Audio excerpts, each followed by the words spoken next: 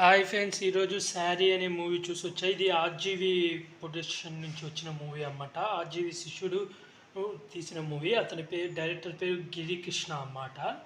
RGV సమర్పించారు ఈ మూవీలో ఆరాధ్య దేవి అండ్ సత్యదేవ్ హీరోయిన్గా యాక్ట్ చేశారు. ఈ మూవీ స్టోరీ లైన్ వచ్చేసి ఆరాధ్య దేవి వచ్చి సోషల్ మీడియా సెలబ్రిటీ అన్నమాట. ఇన్స్టాగ్రామ్లో రీల్స్, ఫోటోలు చేసి రీల్స్ అవన్నీ చేస్తే ఎప్పుడు ఆన్లైన్లోనే ఉంటుంటుంది.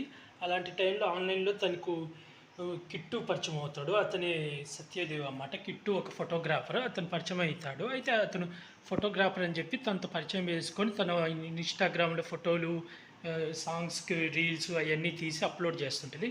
అలాంటి టైంలో ఒకరోజు కిట్టు తను ఒక శారీలో ఉన్న సాంగ్ తీస్తూ తనని ఇష్టపడతాడన్నమాట. అలా ఇష్టం కాస్త ప్రేమ కాస్త కొంచెం సైకోలాగా బిహేవ్ చేస్తాడు. అయితే తను విపరీతంగా ప్రేమిస్తుంటే ఆ విషయం హీరోయిన్ చెప్తే తను రిజెక్ట్ చేసి తనని దూరం పెడుతుంది. అయితే అప్పటి నుంచి కిట్టు తనని ఫాలో అవుతూ తనని టార్చర్ చేస్తూ ఉంటాడు. ఆ తర్వాత ఏం జరిగింది, అసలు హీరోయిన్ కిట్టు నుంచి తప్పించుకుందా లేదా, చివరికి హీరోని ఏం చేసింది హీరోయిన్ అనేది మూవీ స్టోరీ లైన్. మూవీ ఎలా ఉందంటే కాన్సెప్ట్ అయితే చాలా బాగుంది. మంచి మెసేజ్ ఇచ్చారు. ఆన్లైన్లో ఎవరినంటే వాళ్ళని పరిచయాలు చేసుకొని వాళ్ళతో ఫ్రెండ్షిప్లు చేస్తే ఎలాంటి ప్రాబ్లమ్స్ ఎదురవుతాయి అనేది క్లియర్గా బాగా చూపించారు. అంతేకాకుండా ఈ జనరేషన్లో అందరూ ఆన్లైన్లోనే వాళ్ళు ఎక్కడికి వెళ్తున్నారు, ఏం చేస్తున్నారు, రేపు ఏ ప్లేస్కి వెళ్తున్నారని ముందే ఆన్లైన్లలో ఇన్స్టాగ్రామ్, ఫేస్బుక్లలో ముందే అప్లోడ్ చేసేయడం వల్ల దానివల్ల తర్వాత ఎటువంటి ప్రాబ్లమ్స్ అమ్మాయిలకు వస్తాయి, అలాగే ఫోటోలు, ఎక్స్పోజింగ్ ఫోటోలు అవన్నీ పెట్టడం వల్ల ఎలాంటి ప్రాబ్లమ్స్ వస్తాయి అనేది క్లియర్గా చూపించారు.